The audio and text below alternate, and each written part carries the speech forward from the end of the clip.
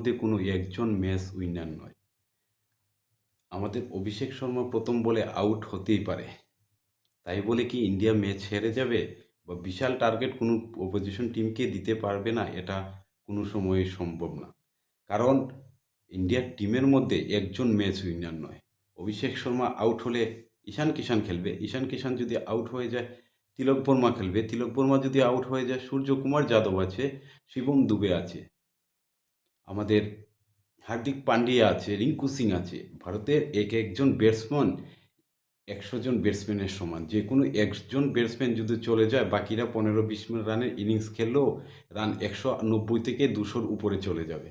এটা হলো ভারতের টিমের স্ট্রেংথ। এটা ভারতের টিম একদম শক্তিশালী টিম, যে টিমের মধ্যে প্রত্যেকটা ব্যাটসম্যান এক একজন টাইম বম, বা প্রত্যেকজন ব্যাটসম্যান এক একজন পারমাণবিক বোমা মতো। ভারতের টিমের মধ্যে এক একজন ম্যাচ উইনার। যে কোনো একজন বা দুইজন যদি ভালো খেলে তেই ইন্ডিয়া ম্যাচ জিতে যাবে। আর যদি তাও যদি না হয়, যে ভারতের দুর্দান্ত বোলিং তো আছেই। বোলিংয়ের মধ্যে আছে আমাদের আর্শদীপ সিং, জসপ্রীত বুমরা। তার ফাস্ট বোলিংয়ের যে জুড়ি, এই জুড়ি খেলা যে কোনো টিমের কাছে সবচেয়ে ভয়ঙ্কর দুঃস্বপ্ন। পাশাপাশি স্পিন বোলিংয়ের মধ্যে তো আছেই আমাদের Varun Chakravarthy. Part timer bowler হিসেবে তো অভিষেক শর্মা আছে, তিলক বর্মা আছে, রিঙ্কু সিং আছে, সবাই বল করতে পারে। তো নামিবিয়ার মতো টিমকে হারানো বা পাকিস্তানের মতো টিমকে হারানো ব্যাপারই না। আজকের ম্যাচে আমরা দেখেছি ভারত টসে জিতে প্রথমে ব্যাট করেছে, আমাদের ওপেনিং ব্যাটসম্যান প্রথম ওভারে আবারও চলে যায়, অভিষেক শর্মা আবারও 0 রান করে। তারপর তার সঙ্গে সঙ্গে আনলাকিভাবে আমাদের ঈশান কিষানও চলে যায়।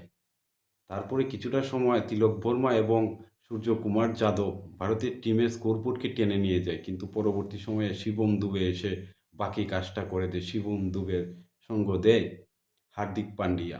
তাদের বিস্ফোরক ব্যাটিংয়ের উপর নির্ভর করে ভারত নির্দিষ্ট 20 ওভারে 193 রানের একটা বিশাল টার্গেট দিয়ে দেয় নেদারল্যান্ডকে। আর বাকি কাজ করে নেয় ভারতের বোলিং লাইনও, হার্দিক পান্ডিয়া, জসপ্রীত বুমরা, বরুণ চক্রবর্তী, শিবম দুবেরা। তারা এক একজন ১-২টি করে উইকেট নিয়ে চলে যায়। বরুণ চক্রবর্তী নিয়েছে ৪টি উইকেট, শিবম দুবে নিয়েছে ২টি উইকেট এবং বুমরা নিয়েছে ১টি উইকেট। তাদের উপর ভর করে ভারত আজকে ১৭ রানে ম্যাচ জিতে যায়। আগামী দিন যে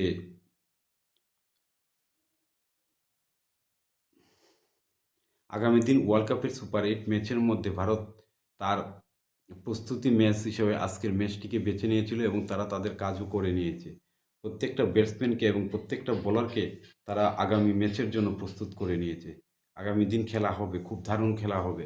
এবারের ওয়ার্ল্ড কাপে ভারত জিততে এসেছে। পাকিস্তানের মতো এখানে ভিক্ষা করতে আসেনি।